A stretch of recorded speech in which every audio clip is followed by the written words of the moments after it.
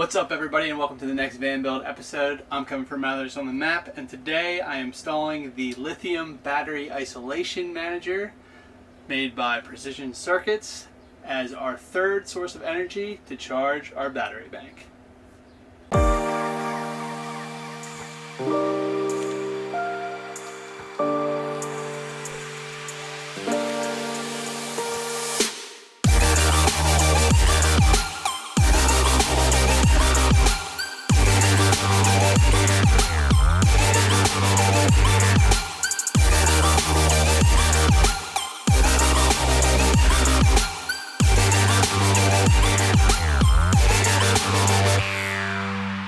So we chose to go with the Lithium Bim Isolator because, well, at the time when we bought our batteries and when we bought this isolator, the Orion DC to DC charger was not out yet. However, I did call Battleborn directly to get a sense of, what they recommend for our system. Now we have three 100 amp hour batteries, so 300 amps total, and a 220 amp alternator. And I was asking, how confident are they with this device over the Orion DC to DC charger? What's the concerns with the damage to the alternator? And Battleborn kind of just gave me the confidence that I was looking for and told me that this is a great product for what I'm trying to do, which is charge my batteries pretty fast, and having that momentary switch that I can charge my car battery as well. God forbid the car battery ever dies and we need to jump start it, we can do it from our house battery bank. So I know there's going to be a lot of opinions on this. People are going to be the DC to DC fans. Some are going to enjoy the isolators. We're going to go with the isolator. We'll monitor the performance of our alternator as well. So that's what we're going to do. So, hope it's informative. Oh, and one last thing. I am not a professional or a certified electrician in any way, shape, or form. This is strictly DIY for entertainment purposes. So consult an electrician if you are installing any electronic components in your van. So enough with the disclaimers. Let's get into what you need to install this product. So obviously you need the isolator here, and that's going to come with a fuse requirement. So we are going to probably go with a 250 amp terminal fuse because it's a little less area to work with, and these are nice because they go right onto the battery. I'm hoping I could use this. I'm not 100% sure. As a backup, we have A&L fuses. In addition, from a fuse standpoint, you will need to add a circuit fuse line, and we'll tap that into our vehicle fuse panel. I have extra fuses here just in case. In terms of wires, you're going to have your wire that's going to run to a signal switch, the ground. Let's get this to focus here. You're going to have a signal, you're going to have a ground, and you're going to have an ignition switch. So 3 lines, and then you're going to have your 2-aught wire going to your battery bank, and this is going to connect to the battery coach terminal. And then your chassis battery, which is going to go to this terminal here.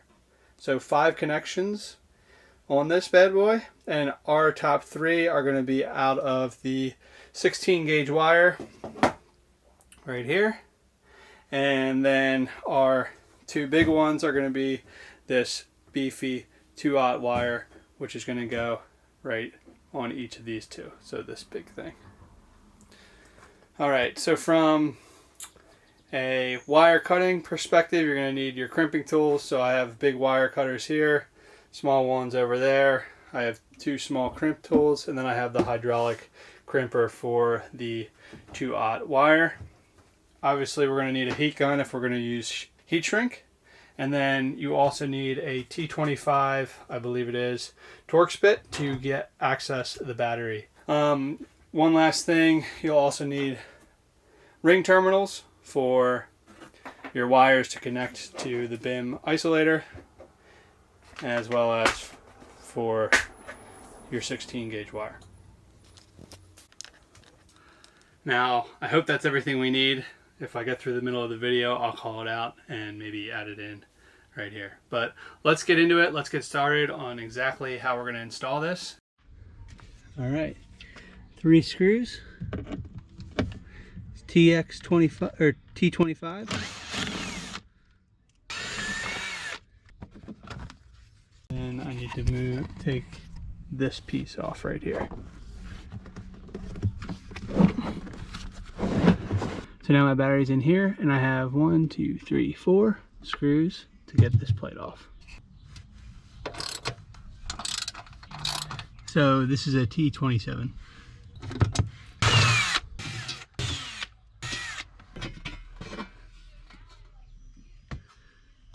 All right, we have made it to the battery. So now I need to take this guy off.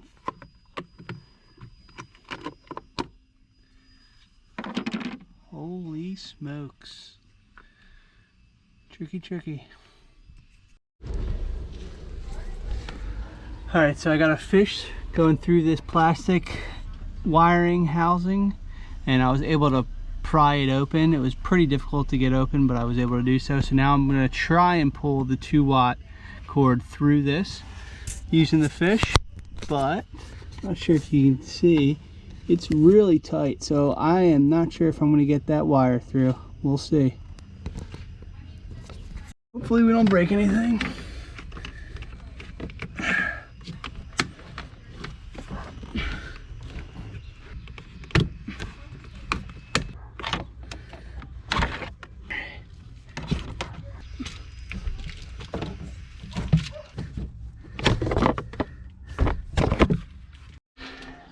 All right, so just when I thought I got everything fished through,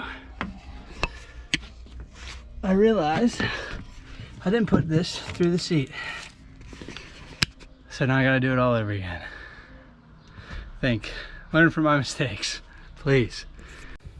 All right, so after running out of daylight yesterday, I slept on it and was trying to figure out where I'm gonna put the isolator. And I don't wanna put it in here because there's not enough space. So I'm gonna put it underneath the driver's seat. And then I was like, well, why don't I look at this fuse panel again? And I figured out another way to test whether or not a fuse is hotter or not with the engine off. So there's no key in the ignition right now.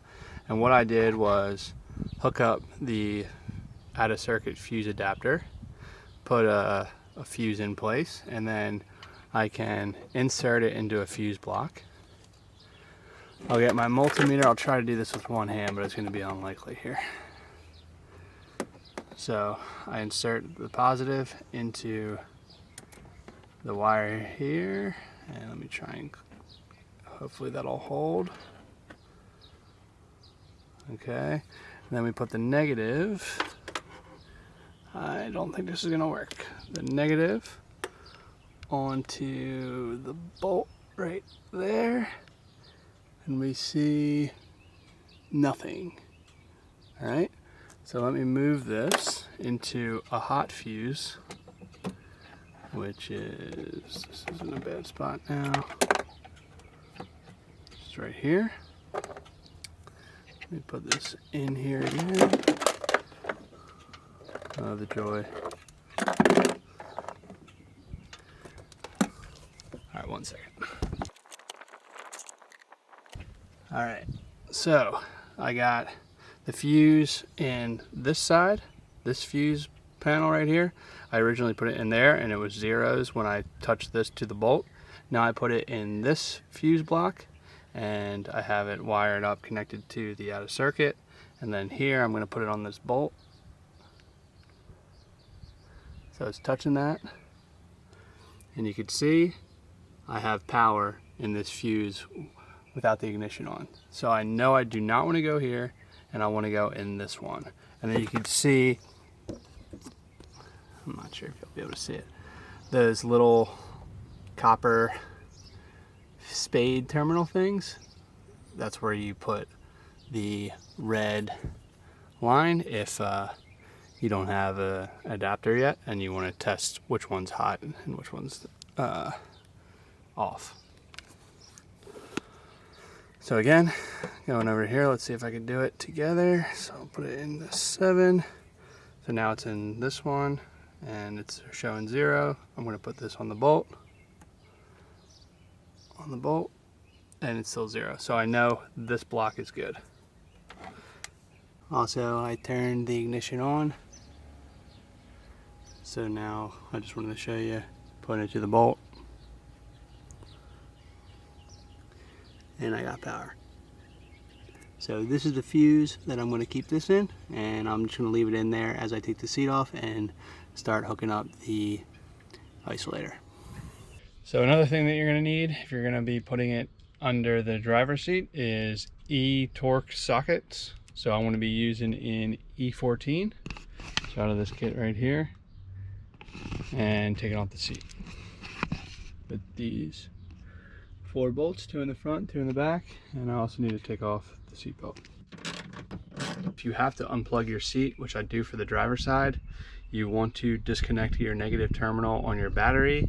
Otherwise, you can potentially get yourself into trouble codes, engine codes on the dash, and you have to take them to the dealer to get them off. So I'm going to unplug the negative terminal.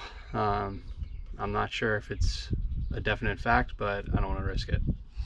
And to do that, I'm just getting a 3/8 socket to take this off, and I'll just pull off the negative terminal on the battery. So once I loosened that bolt off, it was pretty easy to just pick that up. So now it's off, and now I'm going to try and take the seat off. T40 to take the seatbelt off. It's a T45 actually.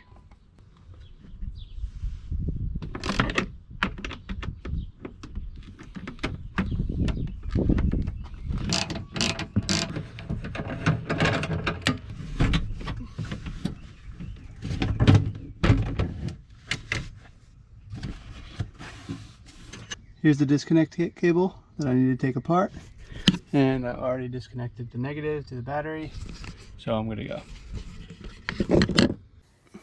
Just use this really small screwdriver to help unclip this to that. And this is a 2015 Sprinter van, just as an FYI. No heated seats or anything like that.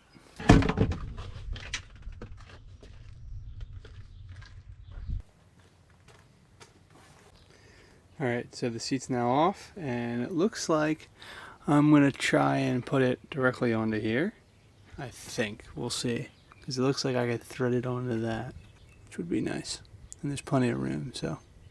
Alright, so for the isolator itself, I can attach it to these 2 studs. I will have to drill out a hole a little bit bigger for this to work. But that's the... I'm going to attempt this and see how it goes.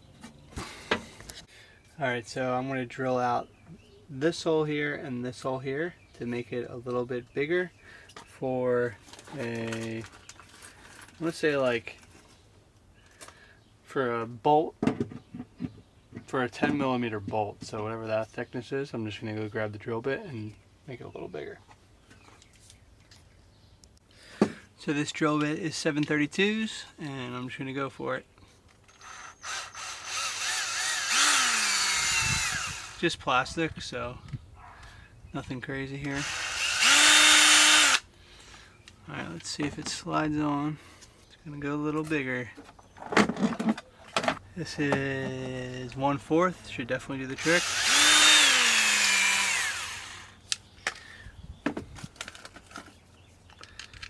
Alright, that fits pretty good. So let's see if it fits. Alright.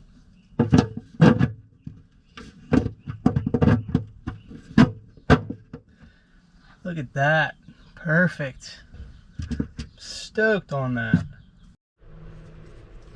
So I thought I was recording the whole time, but I wasn't. I just cut the wire and crimped on the ring terminal for the 2-watt wire going to from my house battery bus, positive bus terminal, to the isolator here. And I'm going to just grab some heat shrink and put it on over top of this. So the next thing that I'm going to do is, well yeah, the next thing I already did was run the 2-aught wire from the isolator through this little channel to the battery, and I'm going to be putting on this 250 amp terminal fuse. That'll go right here. And it looks like I need to grind off a bit of it in order to fit this fitting here. And then this wire will wrap right to there. And I should have enough, I hope, to fit both. Fingers crossed. But what I'm going to do now is just grind a bit of that off so it could lay flat against that.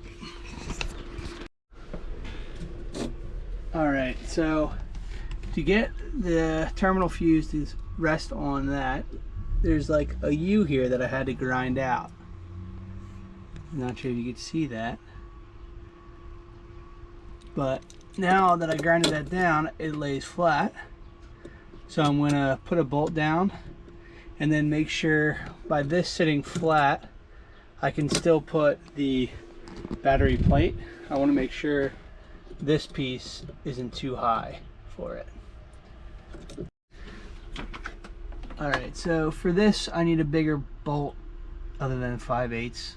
So I am moving on to wiring the small cables on the isolator, and the first one that I want to do is the ground, which is pretty easy. It's just, here's a 16 gauge wire, and I'm putting on, I have a ring terminal kit here, so I'm putting on 2 ring terminals at the end of each side. One's going to be for an M5, one's going to be for an M6.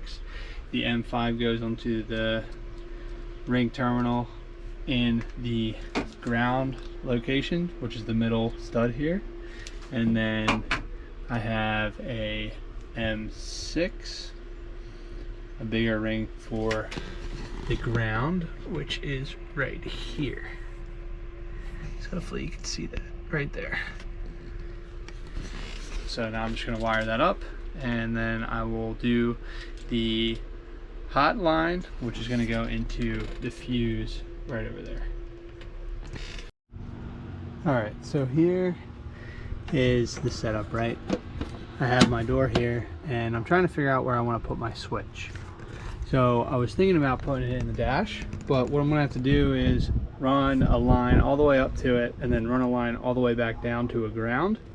Instead, I have so many grounds right in here, and this is not going to be used that often. This is more for emergencies. So why don't I just put it right here, and that way it's super easy to just drill a hole through this little door, and then I could leave a little bit of extra line so I can just hang the door attached to the switch, or just put it right there if I need to get into the fuse block. And then I have just a small little 16 gauge wire that'll run right to here. Here's for the signal, and then to the ground. So much freaking easier. So I'm gonna go with that instead of putting it in the dash and worry about messing up. This is a lot easier to replace than the actual dash, and for such little use I figured why not. So what I did, I just put this back on and then marked a hole with a pencil, and I'm going to drill right there for this. 15-30 seconds. It's making me a little nervous here. Here goes nothing. Alright, there we go. I think I might need to go bigger. Alright, I'm going to try 5/8. A little nervous. Alright, so I finally got it on. I used a 5/8, and that's the right size for this, whatchamacallit here. So there you go.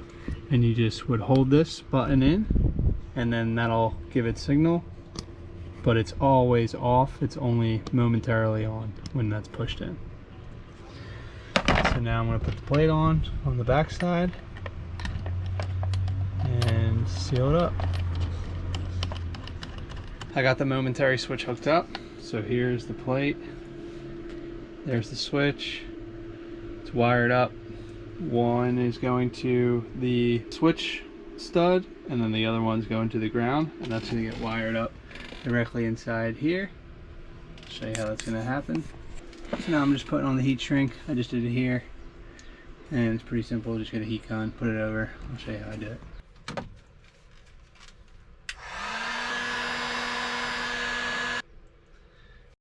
Alright, so here's the final setup. So I'm going to be putting the 2-aught wire that's going to connect to the battery on the battery chassis stud. I'm going to put the 2-aught wire that's going up and around to the battery coach. That's going to supply our battery bank in the back. And then we have 3 on top.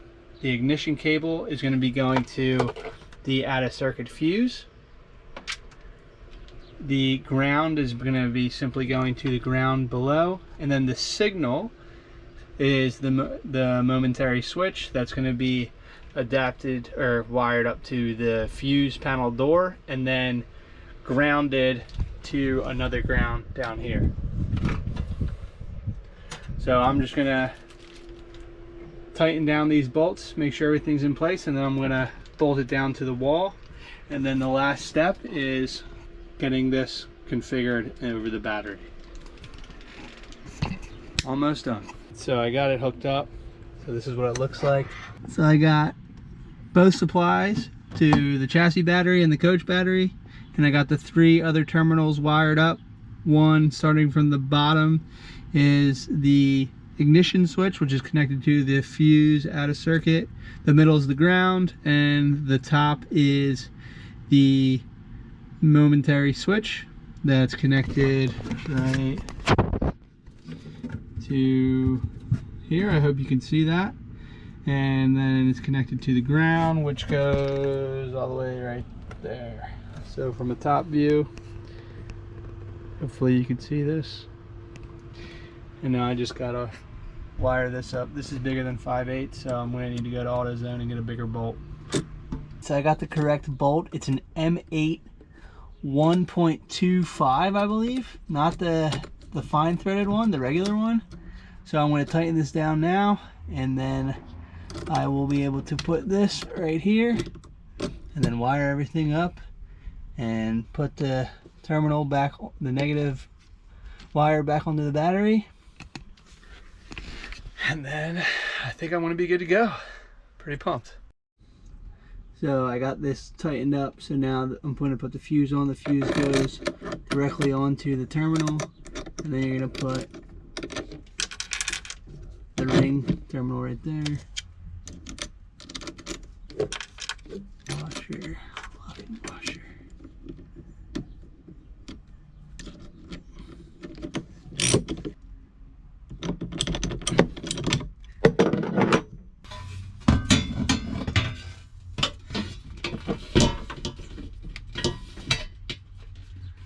Uh-oh.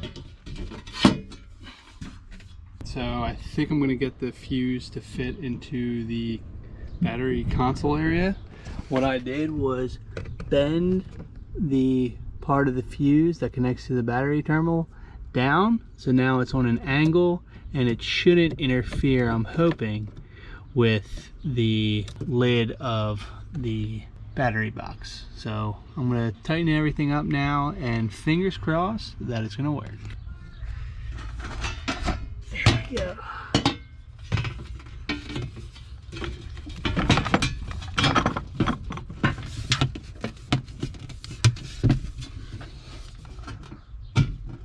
Oh man, still a very little bit.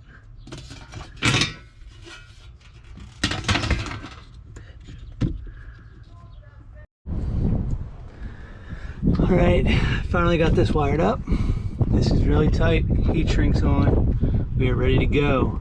So now I'm going to put the seat back on. Everything here is wired up and nice and tight. Nothing is loose at all. I have my ground tightened down here too. And I got my fuse in place and my switch on. So that's good.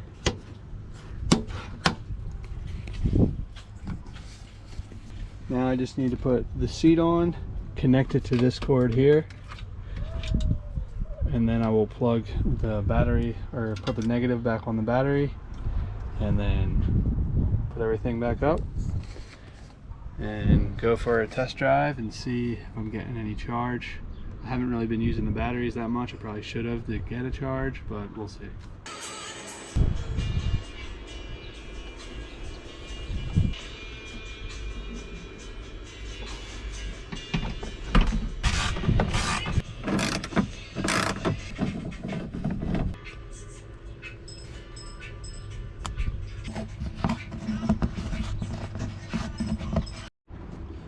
Alright, so we got the seatbelt on and it's wired up in the back.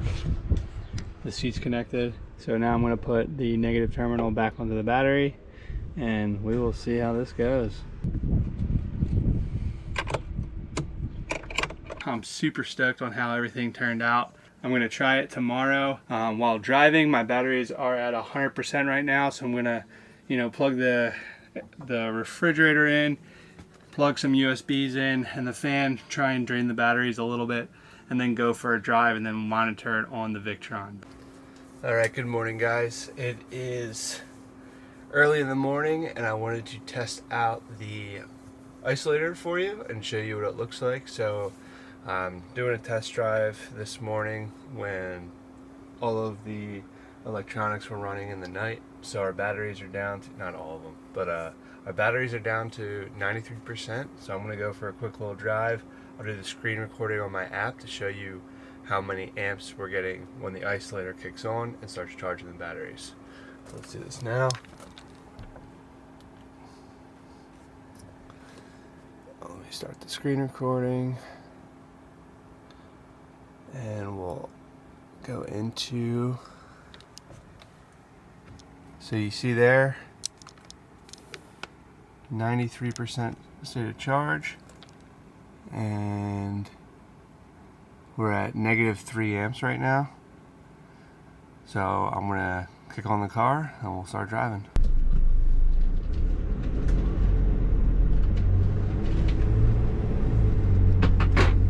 Alright, so you heard that noise, it just clicked in and already we are charging at 74 amps.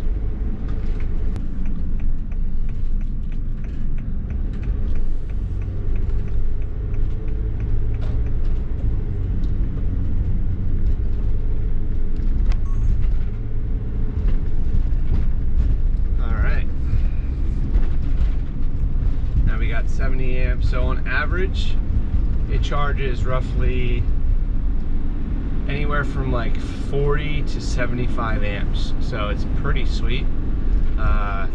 It's not going a huge amp draw on the alternator, which was a concern of mine. It's within reason, so right now we're at 67.31%. Nice little sunrise this morning.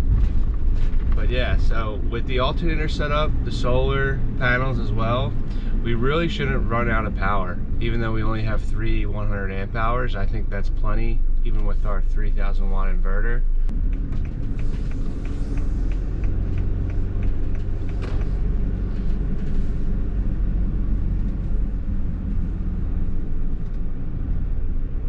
Overall, not too bad. There she is.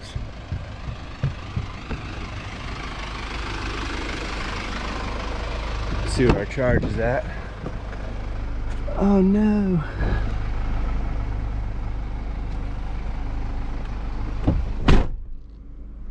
So we still got 34 amps coming in, still at 93%. It's only been a few minutes here, but we're charging, so that's what's good. We got infinite time remaining when this inverter, or when the isolator's on here. Alright guys, so that wraps up this van build episode. You can see we're at 94%, so we just charged a percentage point on this quick little 5-minute drive, which is great to see. We got the isolator working and it's charging our batteries, so we hopefully will never run out of power. If you have any questions about how I installed this, please leave a comment below and I'll be sure to answer it.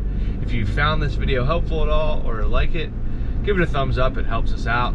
And if you want to see more van build episodes, then consider subscribing, because we are wrapping up our van. We're almost done, and you could be you can stay tuned for our van tour. Also, one last thing while I'm driving here is, again, I'm not a certified electrician, so please contact a professional if you are considering installing this. And that's about it. Thank you so much for watching, and we'll see you next time.